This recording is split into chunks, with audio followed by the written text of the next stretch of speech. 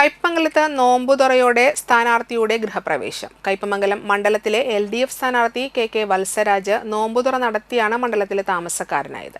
ശ്രീനാരായണപുരം പള്ളിനടയിൽ വാടകക്കെടുത്ത വീട്ടിലേക്ക് കുടുംബസമേതം താമസം മാറിയ KK വത്സരാജ് ഗൃഹപ്രവേശത്തോടൊപ്പം അതിഥികൾക്ക് നോമ്പുതുറയും ഒരുക്കിയായിരുന്നു.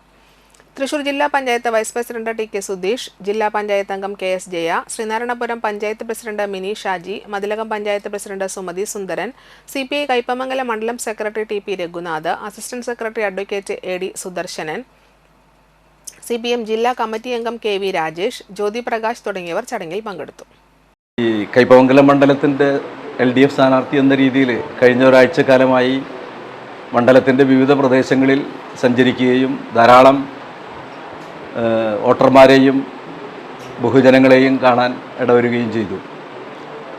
വളരെ ആവേശകരമായ ഒരു അനുഭവമാണ് കയ്പമംഗലം മണ്ഡലത്തിൽ ഇടതുപക്ഷ ജനാധിപത്യ മുന്നണിക്ക് അനുകൂലമായിട്ട് നിലനിൽക്കുന്നത്. കാണുന്ന ആളുകൾ മുഴുവൻ LDFൻ്റെ വിജയം ഉറപ്പാക്കുന്നതിന് വേണ്ടിയിട്ടുള്ള വലിയ ആവേശകരമായ പിന്തുണ നൽകുന്ന സമീപനമാണ് സ്വീകരിക്കപ്പെട്ടിട്ടുള്ളത്.